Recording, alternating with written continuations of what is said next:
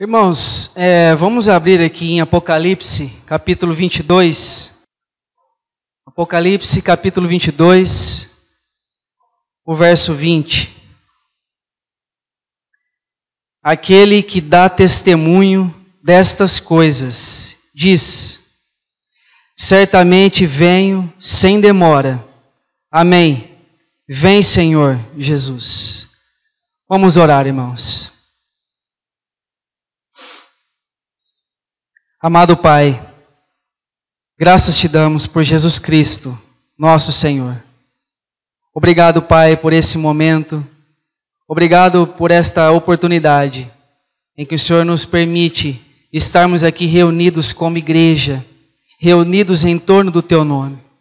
Pai, venha neste momento, Pai, falar com todos nós, através do Teu Espírito Santo, ó Pai. Venha revelar-nos nesta noite, mais e mais de Cristo. Venha glorificar o Teu Filho Jesus em nós, Pai, para que Ele seja tudo em todos. Entregamos esse tempo nas Tuas mãos e Te damos graças em nome de Jesus. Amém. Irmãos, sobre esse verso que nos diz essa realidade, aquele que dá testemunho dessas coisas diz: certamente venho sem demora.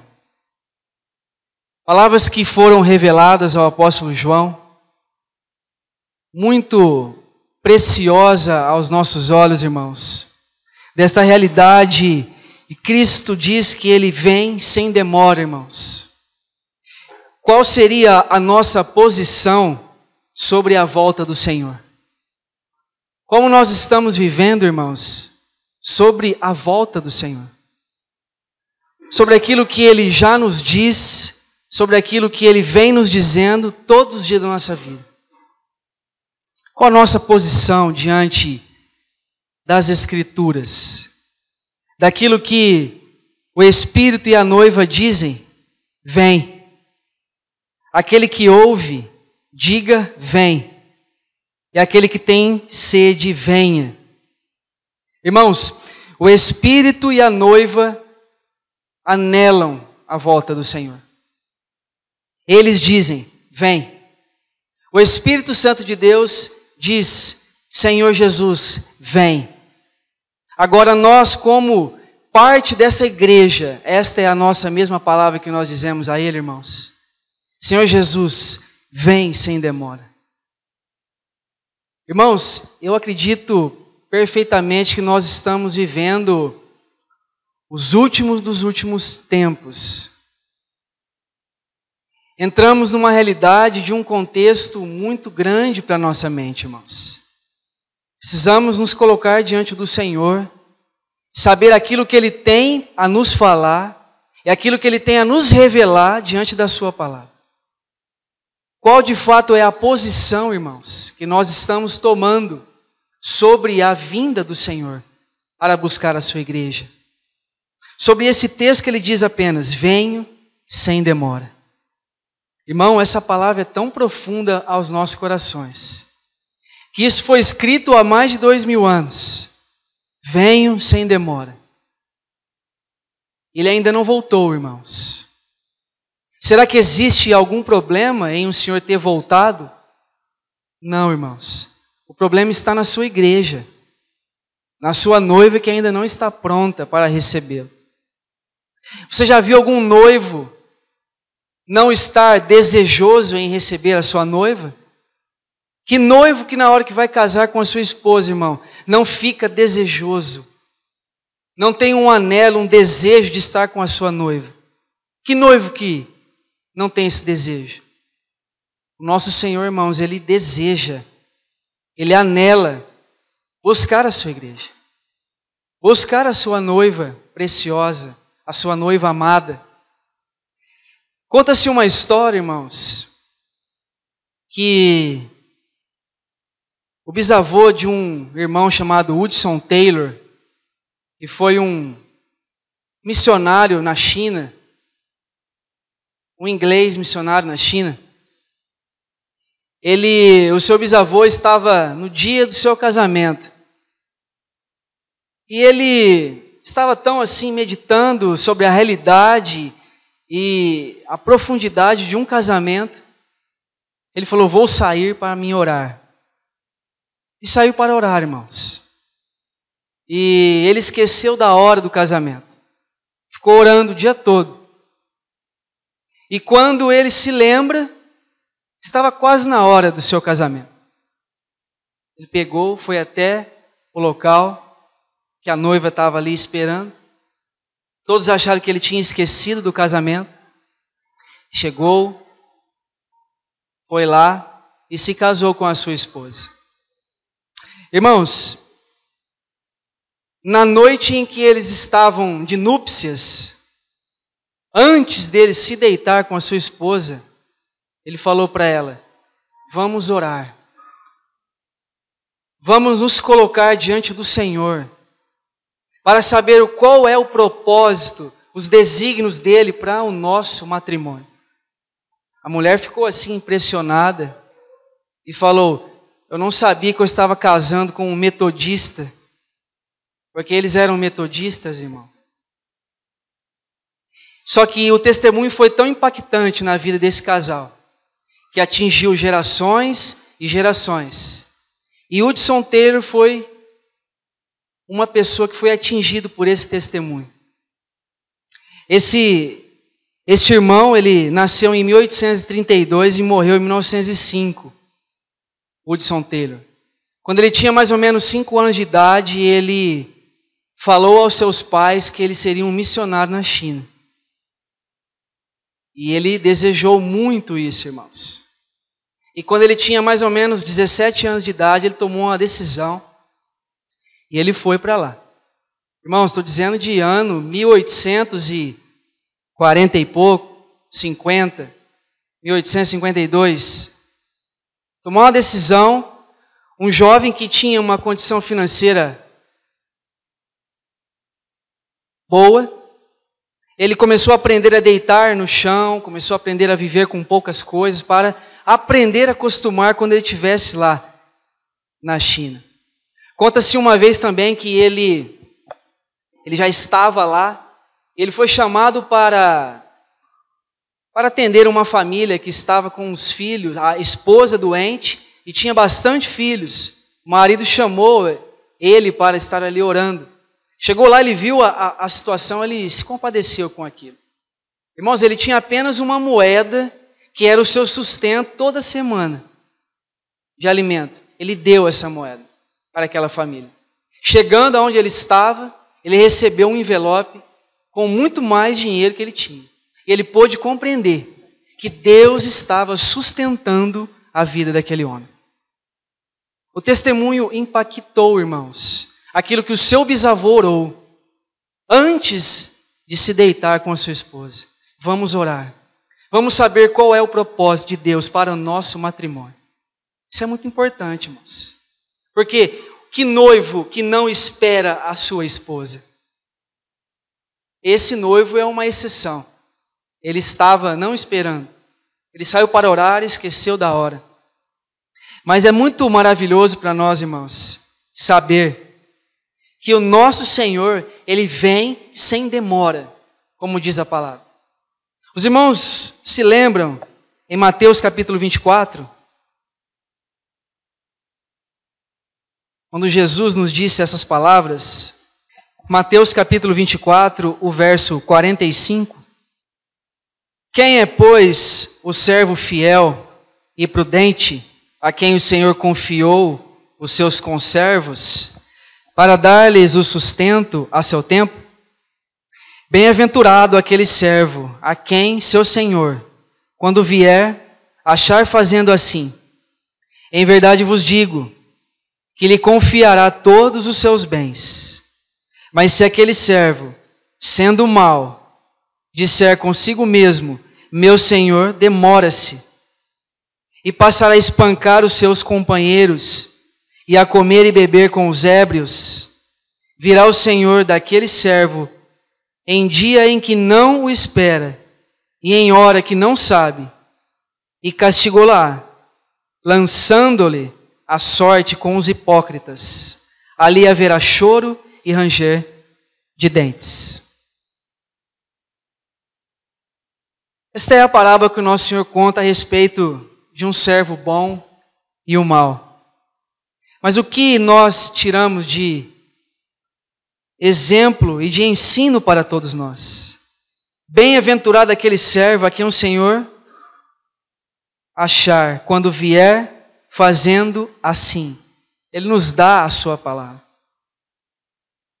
Vos digo que aquele que confiará todos os seus bens, mas se aquele servo sendo mau disser consigo mesmo, meu Senhor, demora-se. Irmãos, há quanto tempo nós ouvimos que o Senhor Jesus irá voltar? Há quanto tempo nós ouvimos isso? Nós temos ouvido, a passar de tantos anos da nossa vida, que um dia o nosso Senhor irá voltar. Irmãos, será que isso se tornou monótono para nós? Será que essas palavras que ele disse em Apocalipse 22, 20, venho sem demora? Irmãos, qual é a nossa responsabilidade sobre isso, irmãos? O que o Senhor nos diz? E passar a espancar os seus companheiros e comer e beber com os ébrios, aquele que está esperando o Senhor, virá o Senhor daquele servo em dia em que não espera, em hora que não sabe. Compreende? Castigou-la-á, e lançando-lhe a sorte com os hipócritas. Ali haverá choro e ranger de dentes. Irmãos, realmente, pelo que a palavra nos diz, a igreja do Senhor encontra-se dormindo. Muitos encontram-se dormindo, irmãos. Muitos já se familiarizaram com o texto, com aquilo que o Senhor nos diz pela sua palavra, que Ele vem sem demora, e Ele não veio ainda, irmãos. Ele não veio porque a sua noiva não está pronta. E se nós formos pensar assim, irmãos, até a noiva ficar pronta, perfeita para o noivo vir buscar, eu acredito que o Senhor não viria mais buscar a sua igreja. Porque já se passaram 2000 anos, irmãos. E a noiva continua do mesmo jeito. Não está pronta, não está adornada para Ele. Eu acredito que o Senhor, Ele tem um desejo muito grande. O coração dEle para com a sua igreja, irmãos, é tão maravilhoso para nós. Aquilo que nós entendemos que Ele, quando estava aqui, fazendo os milagres e curas, Ele não tinha a sua igreja para Ele contemplar a face, irmãos. E Ele foi para uma cruz, para que a igreja fosse estabelecida aqui. E Ele tivesse o seu prazer perfeito. Porque Ele veio para isso, irmãos. Para estabelecer a sua igreja aqui na terra. Uma igreja que é um propósito no coração do nosso Deus antes da fundação do século. Mas confirmada com a vida do nosso amado Senhor Jesus. Amados irmãos, precisamos compreender o que o Senhor tem nos falado nesses últimos dias que nós estamos vivendo. O que tem deixado nós ansiosos e preocupados, irmãos? Se a palavra dele diz para nós, venho sem demora. Irmãos, amados irmãos, nós precisamos de fato acordar para a realidade da palavra, irmãos.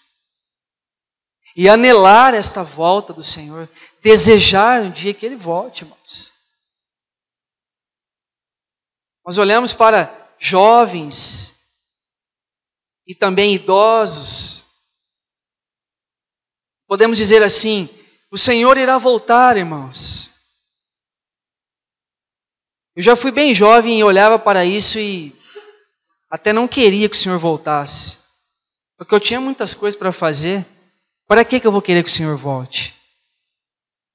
Mas irmãos, se esse não for o desejo do nosso coração, que Ele volte, que nós colocamos a nossa boca no pó, irmãos. Porque você vê o que tem acontecido nesse mundo afora, em torno da igreja do Senhor. quantas crueldades e barbaridades que têm acontecido no meio da igreja do Senhor. Com isso, o coração do nosso amado Senhor tem entristecido com muitas coisas. Em Mateus capítulo 16, irmãos, Mateus 16, 13, indo Jesus para os lados de Cesareia, de Filipe, perguntou aos seus discípulos: quem diz o povo ser o Filho do Homem? E eles responderam: uns dizem João Batista, outros Elias, e outros Jeremias, e alguns dos profetas. Mas vós, continuou ele, quem dizeis que eu sou? Respondeu Simão Pedro, disse: tu és o Cristo, o Filho do Deus vivo. Então Jesus lhe afirmou: bem-aventurado és, Simão Barjonas, porque não foi carne e sangue que te revelaram, mas meu Pai que está no céu. Também eu te digo que tu és Pedro, e sobre esta pedra edificarei a minha igreja, e as portas do inferno não prevalecerão contra ela. Irmãos, que palavra maravilhosa é essa. Ali Pedro foi revelado ao Espírito, pelo Espírito para o apóstolo Pedro, sobre quem és o Filho do Homem. Ele disse com tão sabedoria: tu és o Cristo, o Filho do Deus vivo. E Jesus disse a ele: não foi carne nem sangue que te revelou isto, mas foi meu Pai que está no céu.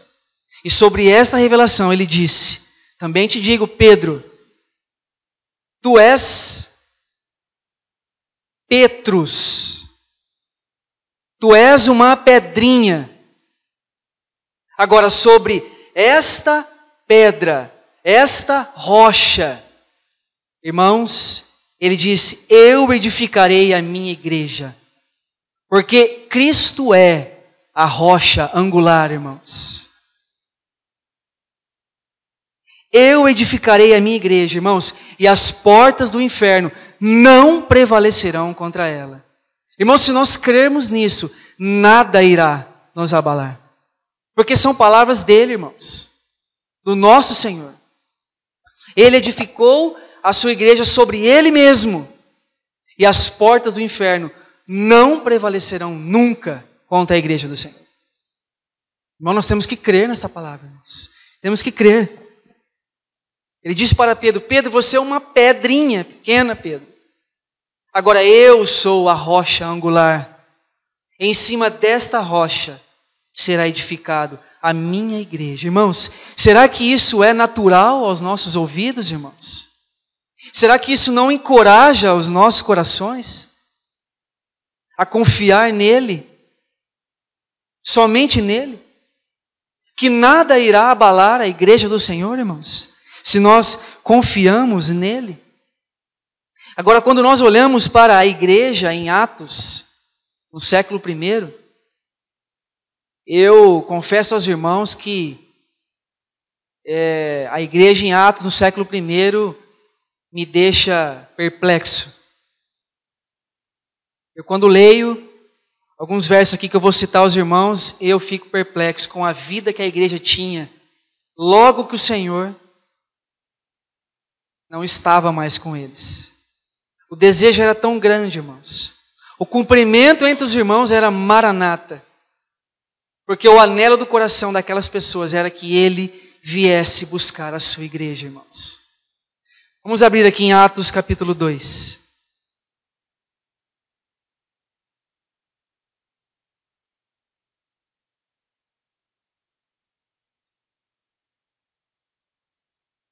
Atos capítulo 2, o verso 42.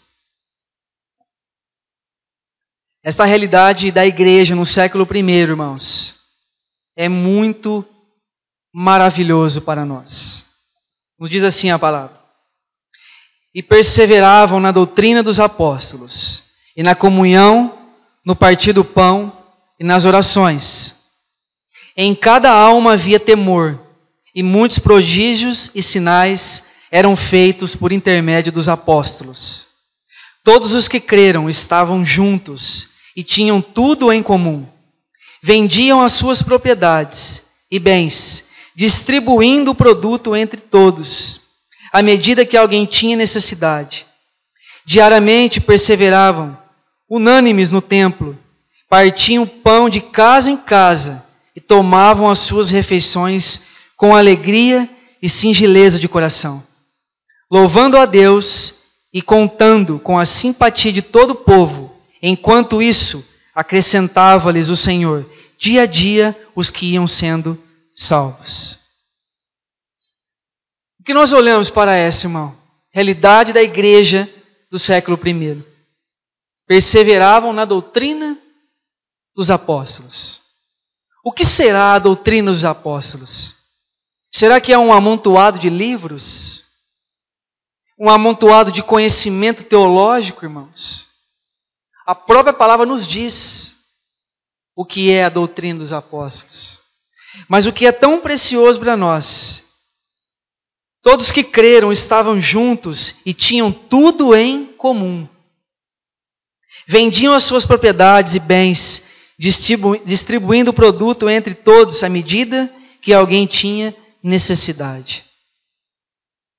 Você vê, irmãos, que realidade que todos nós estamos muito longe disso. Você vê um acontecimento que teve com nós aqui, esses dias que todos nós estamos sabendo. Acaba-se algo e nós queremos culpar os políticos. Só que acaba-se algo, irmãos, é vendido a um preço X. Aquilo ficou escasso. O que as pessoas fazem? Vende por um preço 2x. Será que os culpados são só os políticos, irmãos? Acho que nós temos que rever o conceito. Rever o conceito das coisas. Os irmãos entenderam o que eu quis dizer. Está acabando algo para nós. Alguns oportunistas, porque vende mais caro. Por que não ajudar uns aos outros? Por que não viver a realidade que a igreja vivia primitiva, irmãos? Vendiam seus bens e distribuíam. Por isso que eu digo aos irmãos, eu leio a vida da igreja do século I, eu fico perplexo com isso, irmãos. Nós vemos caminhando numa vida em que temos que ter, temos que alcançar, temos que produzir, senão nosso coração não fica tranquilo, irmãos. E a realidade da palavra é totalmente diferente daquilo que nós estamos pensando. Se de fato nosso coração existe, Senhor Jesus, vem sem demora. Irmãos, nós vamos apegar nas coisas materiais, de jeito nenhum. Não vamos viver. Nós estamos nesse mundo, irmãos, mas nós não somos daqui. Nós não somos daqui. Em Atos capítulo 4, o verso 28, depois de Pedro e João ser presos e contar aquele testemunho tão maravilhoso diante dos sacerdotes, né? Eles ficaram tão assim atemorizados porque Pedro e João eram homens iletrados e eles falavam com autoridade. E aí a igreja estava em oração e eles foram soltos. E exatamente aqui no verso 28 que eu queria ler com os irmãos, do capítulo 4 de Atos, diz assim: para fazerem tudo o que a tua mão e o teu propósito predeterminaram. Agora, Senhor, olha para as suas ameaças e concede aos teus servos que anunciem com toda a intrepidez a tua palavra, enquanto estendes a mão para fazer curas, sinais e prodígios, por intermédio do nome do teu santo servo Jesus. Tendo eles orado, tremeu o lugar onde estavam reunidos. Todos ficaram cheios do Espírito Santo e com intrepidez anunciavam a palavra de Deus. Irmãos, a igreja estava orando quando ficaram sabendo que Pedro e João tinham sido soltos. E olha a oração, irmãos, que eles colocaram. Para que os teus servos anunciem a tua palavra com toda a intrepidez, irmãos. E a própria palavra nos diz que eles estavam orando e tremeu o lugar onde eles estavam. E eles foram todos cheios do Espírito Santo. Porque essa é a realidade, irmãos. Um único pensamento. Tudo em nós tem que ser em comum. Tudo em nós tem que ser comum. Porque esta palavra comunhão, ela vem de koinonia, que vem do palavra koinos, que koinos é comum. Então, quando nós dizemos comunhão, é algo que todos nós temos em comum. Isso tem que ser realidade em nós, irmãos. Era esta realidade que a igreja vivia no século I. Nós estamos, irmão, no século XXI. E qual é a nossa responsabilidade? Qual é a nossa posição sobre a volta do Senhor? Certa vez o irmão Theodore Austin Parks, ele perguntou para o irmão Watmani a seguinte pergunta: qual é a mais difícil promessa de Deus a ser cumprida? Qual é a mais difícil promessa de Deus a ser cumprida? E o irmão Watmani disse para ele, Efésios 4:13. Vamos abrir aqui. Efésios capítulo 4, o verso 13.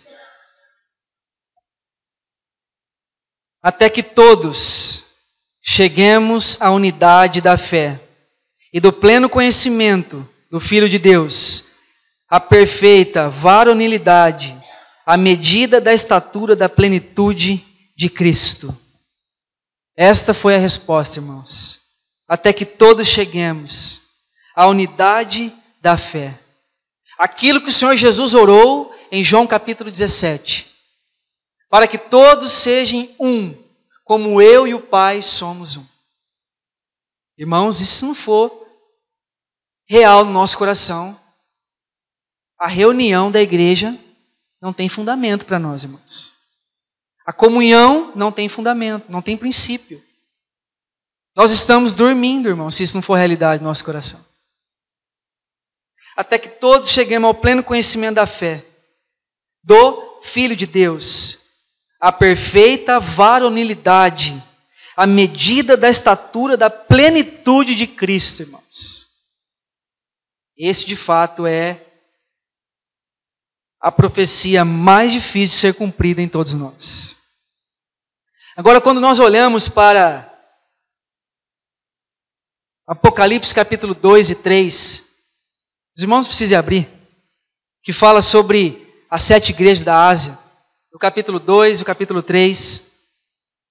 Quando você olha ali, irmão, sobre a responsabilidade que o nosso Senhor leva às 7 igrejas da Ásia, a palavra principal às 7 igrejas só é arrependimento. Arrepende-te.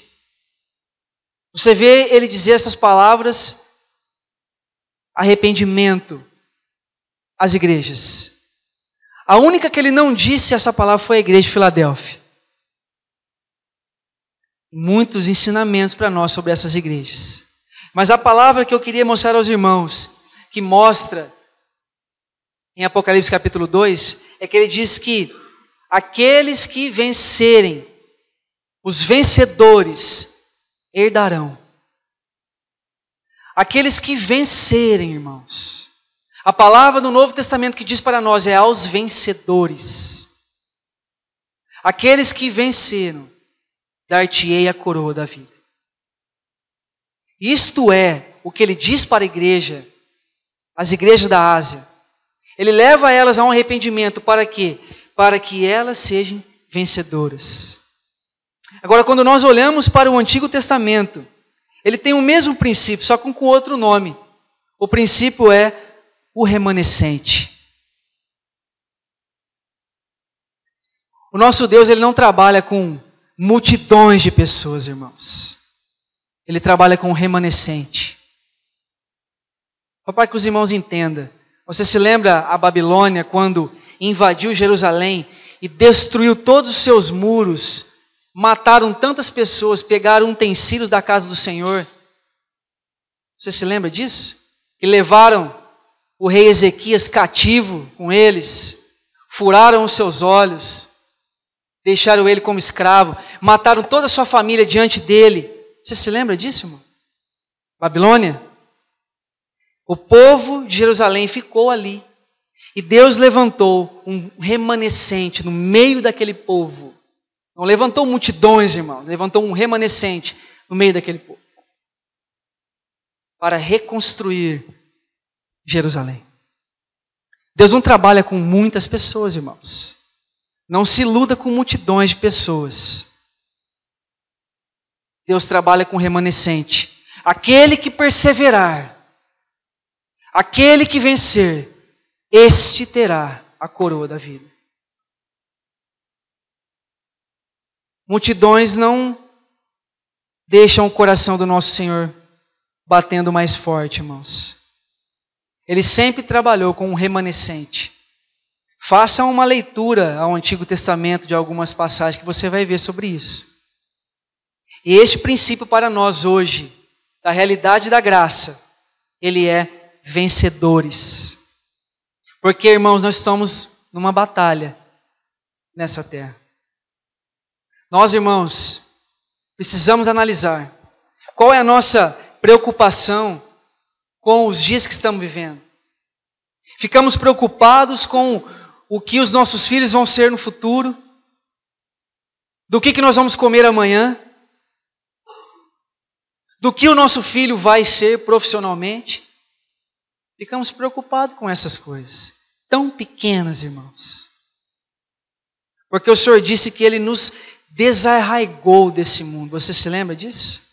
Ele nos tirou desse mundo pela raiz. E por que nós estamos preocupados com a coisa do mundo? Nós vemos nos reunir de domingo na comunidade, ouvir a sua palavra. Mas por que tem tanta dificuldade de nós praticarmos ela na segunda-feira, irmãos? Por quê?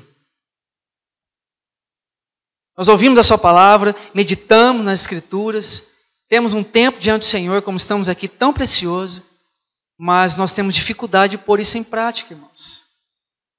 Ficamos ali acumulando coisas no coração. Que Ele diz para nós não se preocupar com essas coisas. Mas nós ficamos ali, enchendo a nossa mente com coisas, bombardeando a nossa cabeça com informações, notícias, e o nosso coração fica ansioso. Você sabe muito bem o que estou dizendo, irmãos. Notícias que vêm na internet, bombardeando a nossa mente. Para quê? Para nós não confiarmos no Senhor. Para nós olharmos para a situação e ficarmos com medo. Será que de fato nós estamos crendo no Senhor, irmãos? Que Ele é tudo para nós? Ou será que Ele é só um momento que nós estamos aqui no domingo, ouvimos a Sua palavra, e temos uma vida aqui, aí durante a semana temos uma outra vida, depois nós viemos para cá, temos uma vida de novo aqui, aí nós saímos aqui, temos uma outra vida. Que isso, irmãos? Qual é o testemunho que nós estamos dando do nosso Senhor para esse mundo? Irmãos, eu vejo pessoas, eu vou dizer uma coisa aqui aos irmãos, participando de manifestação, cristão participando de manifestação, irmãos. O que é isso? Qual é a confiança que nós temos no Senhor? Irmão, eu não estou dizendo que o que tem acontecido, eu estou contra isso, não, irmãos. Eu estou dizendo que nós temos um testemunho a mostrar. Um testemunho a que todos vejam Cristo em nós. As pessoas estão vendo o que em nós? Acontecem essas dificuldades, nós ficamos igual os ímpios, preocupados. O que vai ser amanhã? O que vai ser depois? O que vai ser de mim? Se o governo não mudar, Se não tirar esse presidente e colocar outro, o que vai ser de mim? Irmãos, nós não dependemos de homens, irmãos. Nós dependemos daquele que é o leão da tribo de Judá, irmãos. Irmãos amados, qual é o testemunho que nós estamos dando desse Senhor maravilhoso para nós? Que nos deu uma nova vida? Que nos lavou de toda a nossa imundícia, irmãos? E nós estamos aqui preocupados com o que vai ser amanhã? Estamos aqui no meio de rodinhas onde estão escarnecendo pessoas e nós estamos ali fazendo parte no meio dessas conversas, irmão. Irmãos, temos que tomar um cuidado muito grande, com o testemunho que eu e você tem dado do Senhor. Muito importante para nós, irmãos. Mateus capítulo 24, o verso 12. Mateus capítulo 24, verso 12. Jesus diz assim: e por se multiplicar a iniquidade, o amor se esfriará de quase todos. Quando olhamos para este verso, irmãos, muitas vezes na nossa vida, nós achamos que isto é para a vida daquelas pessoas que não estão caminhando conosco, que não estão vindo na reunião. É esses que estão perdendo o amor. Isso é para nós, irmãos. Nós temos que olhar para nós. O que ele diz aqui? E por se multiplicar a iniquidade, o amor de quase todos se esfriará. Será que o nosso amor para Ele tem aumentado, irmãos? O amor para Ele, não para as coisas, para Ele. Será que o nosso amor não tem crescido para Ele? Nós temos que analisar essas palavras, irmãos. A volta do Senhor aqui no capítulo 24, é muito maravilhoso nós meditarmos aqui. Você abrindo aqui na frente o verso 35, ele diz assim para nós: passará o céu e a terra, porém as minhas palavras não passarão. Mas a respeito daquele dia e hora, ninguém sabe, nem os anjos do céu, nem o Filho, senão o Pai. Pois assim, como foi nos dias de Noé, também será na vinda do Filho do Homem. Porquanto, assim como nos dias anteriores ao dilúvio, comiam e bebiam, casavam e davam-se em casamento, até o dia em que Noé entrou na arca. Os irmãos se lembram? É que ele diz para nós: passará tudo, céu e terra, mas as minhas palavras não passarão, irmãos. Essa é a palavra de um Deus fiel. Compreende? E ele diz para nós: como foi nos dias de Noé, também será na vinda do Filho do Homem. Noé, que testemunho tão maravilhoso que ele deu do Senhor. Chamado, creio eu, que de louco, né? Responder aquele chamado que o Senhor deu a ele, de construir aquela arca. Irmão, se lembre, um agricultor construir uma arca com uma dimensão muito grande. Não é um barquinho de pescador, não, irmão. Uma dimensão muito grande. Muitos anos e longos anos ele veio construindo essa arca. E o que ele dizia a todas as pessoas: haverá um dia que o Senhor vai julgar essa terra. Ele vai julgar essa terra com água. Vai encher, vai chover do céu. E também a água vai sair. E vai cobrir todas as planícies. Muitos riam dele. Como muitos riam por aí hoje, irmãos. Da mesma forma. E ele continuou obedecendo o Senhor. Construindo a sua arca. Muitos ali casavam, bebiam, comiam. Não é natural para nós nos dias de hoje, irmão? Muitos dão seus filhos em casamento, casam, comem, bebem. Nós temos ouvido: venho sem demora. Qual é a nossa posição, irmãos? Muitos que olharam para Noé riram dele. Esse homem é louco, né? Só que o Senhor disse a ele: um dia eu vou julgar essa terra. Você sabe que só sobrou Noé e a sua família. Aqui em Lucas capítulo 17, irmãos. Lucas 17, o verso 29.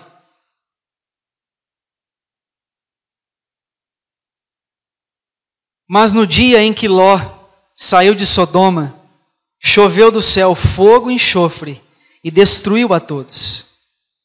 Assim será no dia em que o Filho do Homem se manifestar. Naquele dia, quem estiver no eirado e tiver os seus bens em casa, não desça para tirá-los. E de igual modo, quem estiver no campo, não volte para trás. Lembrai-vos da mulher de Ló. Quem quiser preservar a sua vida, perdê-la. E quem a perder de fato, a salvará. Digo-vos que naquela noite 2 estarão numa cama. Um será tomado e deixado o outro. 2 mulheres estarão juntas moendo. Uma será tomada e deixada a outra. 2 estarão no campo. Um será tomado e o outro deixado. Aqui tem um princípio para nós, o número 2. Por que o número 2? O número 2 é o menor número que está no plural. Isso significa para nós, a igreja, se tratando conosco.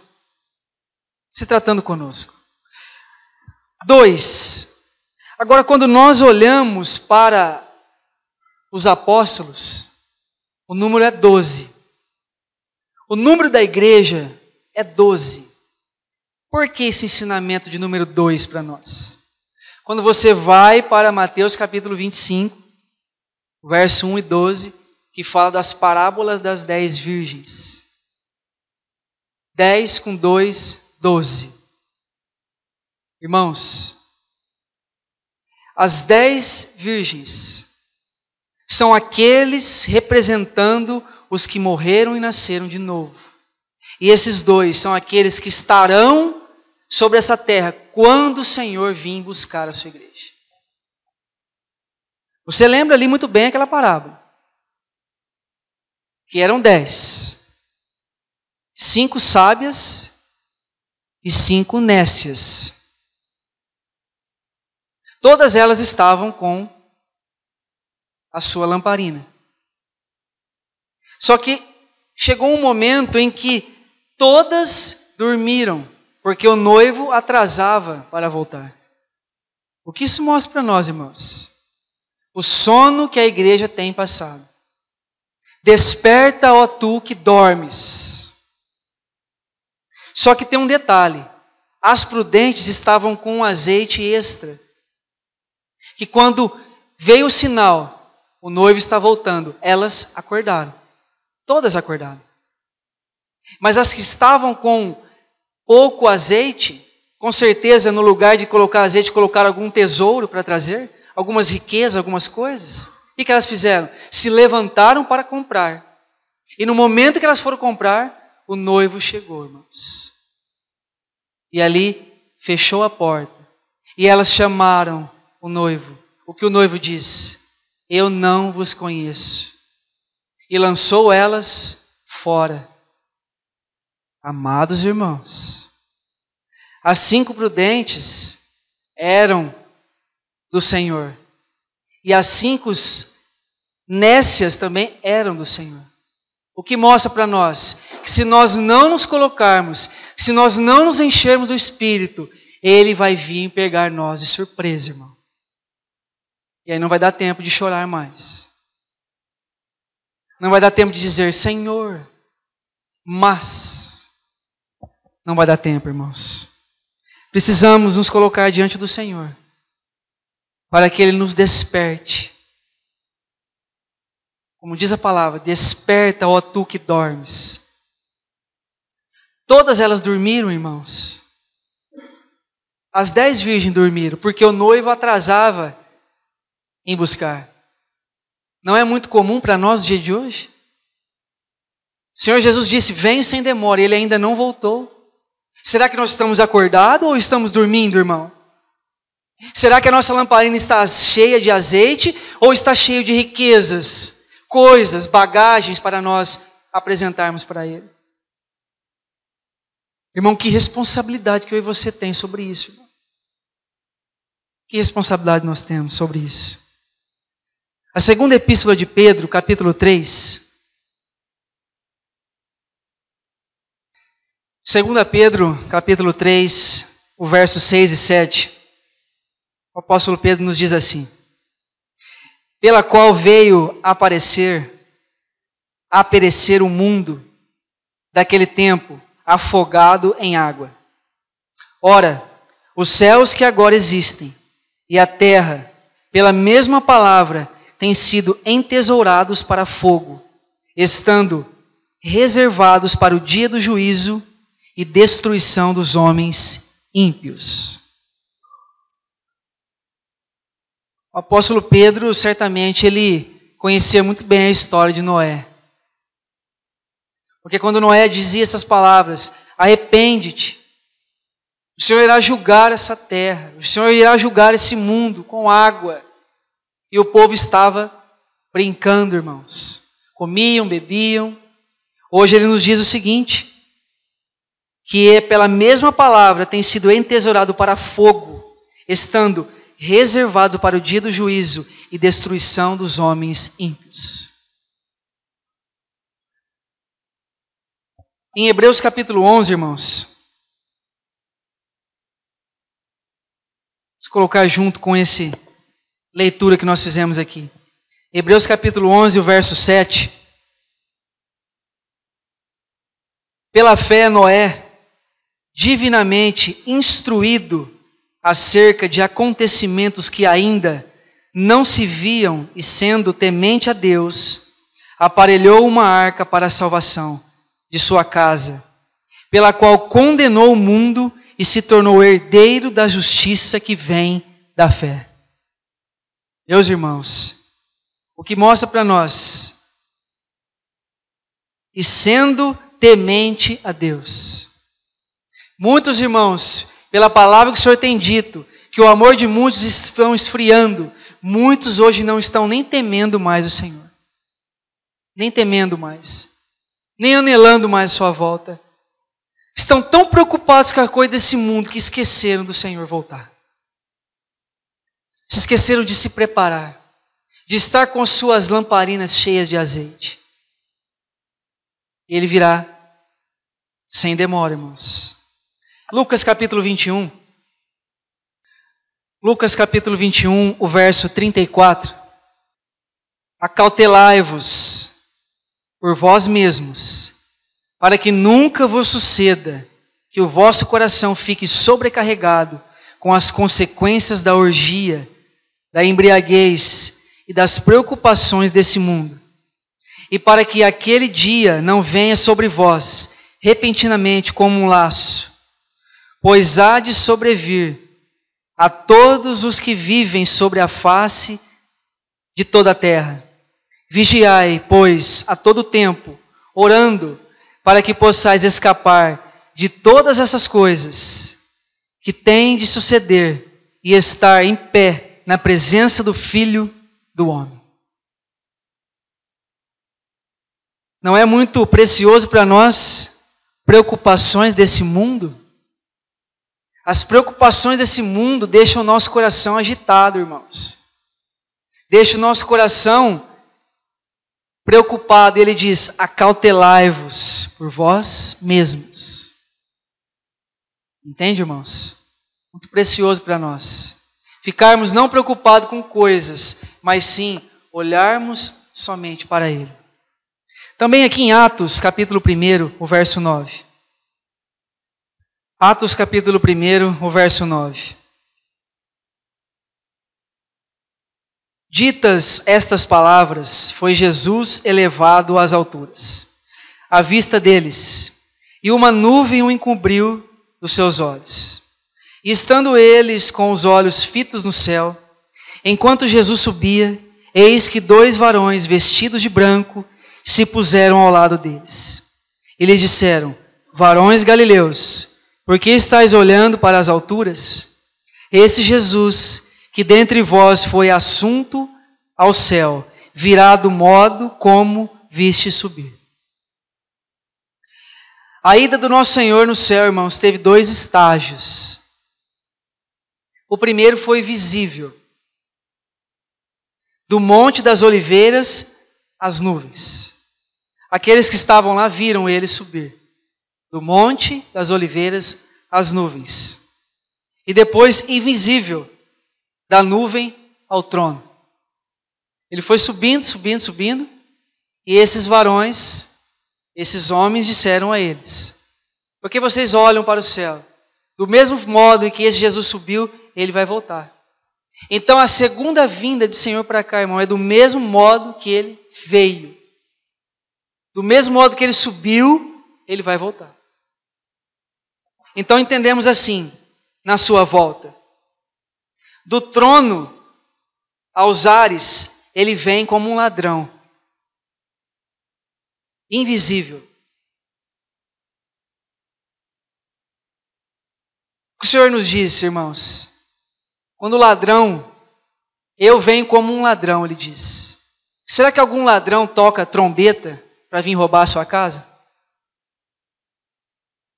Ladrão vem de surpresa, irmão. Ladrão não avisa. E ele diz para nós que a volta dele será como um ladrão. Então não podemos ficar esperando o toque da trombeta, irmãos. Você já leu ali em Apocalipse capítulo 8 sobre as 7 trombetas? Todas elas se referem ao fogo. Todas elas. Pode ler lá para você ver, irmãos. Todas elas mostram em relação ao fogo. Agora, para nós que somos cristãos, nós esperamos o Senhor como um ladrão. Ele diz isso para nós. E também, dos ares ao Monte das Oliveiras, ele vem como um relâmpago, um estágio visível. Que ele diz, um relâmpago que vem do Oriente ao Ocidente, todo olho o verá. Esta é a volta dele. Nós temos que estar preparados para receber o Senhor. Não esperando o toque da trombeta, irmão, mas ele diz que ele virá como um ladrão buscar a sua igreja. Como um ladrão. E eu nunca vi um ladrão avisar que vai roubar a sua casa. Precisamos analisar, irmãos. Porque as coisas do mundo, as coisas que vêm acontecendo em nós nos apegamos em coisas, entesouramos coisas, guardamos aquilo, um monte de coisas nós fazemos. C.S. Lewis nos diz assim: nunca coloque sua esperança em alguma coisa que você pode perder. A nossa esperança tem que estar no Senhor. Ele é a nossa esperança, irmãos. Não é que temos esperança. Ele é a nossa esperança, irmãos. Ele é. Nós esperamos o Senhor voltar para buscar a sua igreja, irmãos. E como nós estamos esperando Ele? Como é o nosso papel? Como está sendo a nossa posição sobre a volta do Senhor? Estamos como as 5 virgens prudentes? Ou estamos como as nécias? Já faz mais de 2000 anos, irmãos, que foi dita essa palavra. Eis que venho sem demora, e Ele ainda não voltou. O problema está porque a sua igreja não está pronta. Apocalipse 19, irmãos. Irmãos, Apocalipse 19, verso 6, nos diz assim: então ouvi uma como voz de numerosa multidão, como de muitas águas, e como de fortes trovões, dizendo: aleluia, pois reina o Senhor, nosso Deus, o Todo-Poderoso. Alegremo-nos, exultemos e demo-lhes a glória, porque são chegadas as bodas do Cordeiro, cuja esposa a si mesmo já se ataviou. Pois lhe foi dado vestir-se de linho finíssimo, resplandecente e puro, porque o linho finíssimo são os atos de justiça dos santos. Irmãos, sobre esta realidade, daquilo que é a vinda do Senhor, a volta para Ele, buscar a sua igreja. Nós aqui, quando olhamos para a sua palavra, eu peço aos irmãos que abrem também em Salmo 45 para nós aqui encerrarmos. Eu vou ler aqui para os irmãos. Salmo 45, verso 13. Eu vou ler aqui aos irmãos. Toda formosura é a filha do rei, no interior do palácio. A sua vestidura é recamada de ouro, em roupagens bordadas. Conduzem perante o rei as virgens, suas companheiras que a seguem, serão trazidas à sua presença. Irmãos amados, a vestidura é recamada de ouro. Nós, quando estávamos no pecado, nós estávamos nus diante do Senhor. Nus. E esta vestidura de ouro é Cristo em nós. É a sua justiça em nós. Agora você entende que Ele não para por aí. Serão dirigidas com alegria. Ele diz aqui, em roupagens bordadas, o verso 14. Conduzem-lhe perante o rei, as virgens, suas companheiras que a seguem. Por que roupas bordadas? Roupas bordadas é um trabalho minucioso, ponto a ponto. É esse trabalho minucioso que o Espírito Santo tem feito em nós. Para quê? Para edificar a vida de Cristo em nós. Nós já nascemos de novo, irmãos. Estávamos nus diante do Senhor. Ele nos vestiu com a vestidura de ouro. E agora o Espírito está trabalhando essa vestidura bordada, que é o Espírito trabalhando em nós, irmãos, para trabalhar a justificação e a santificação em todos nós, irmãos.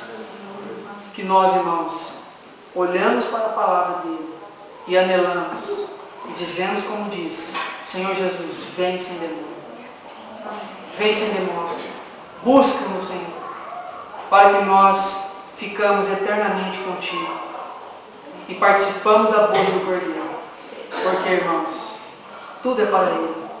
Somente Ele é digno. Que nada, meu irmão, venha a deixar o seu coração perturbado. Que nada venha te preocupar. Que nada venha deixar você ansioso, irmão. Porque Ele virá buscar a sua igreja. Que nós permitimos Ele vir trabalhar em nós, irmãos. A vestidura de ouro no nosso corpo nós já temos. Agora o Espírito vem trabalhando essa roupa bordada, que é a roupa nupcial, para que nós um dia estaremos diante dele, para esse casamento eterno. Somente Ele é digno, irmãos. Que Ele nos ajude. Que Ele coloque o desejo no nosso coração, para nós estarmos somente com Ele. Amém, irmãos? Vamos orar.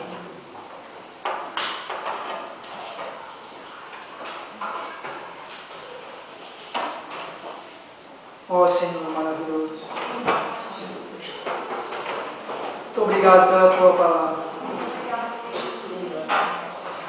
Senhor, ajuda-nos, Senhor, aqui quando o Senhor vier buscar a Sua igreja, não encontre nós dormindo, que nós ficamos esperando, anelando a Sua volta, como aquelas virgens sábias que estavam com a sua candeira cheia de azeite. Pai, que quando o Senhor vir buscar a sua igreja, nós estamos prontos para recebê-lo. Oh Pai, nos encoraja a nos derramar aos teus pés, a ouvirmos a tua palavra, os teus ensinamentos, para que a tua igreja cresça, para que a tua igreja anseia uma justificação plena, como diz lá em Efésios 4,13.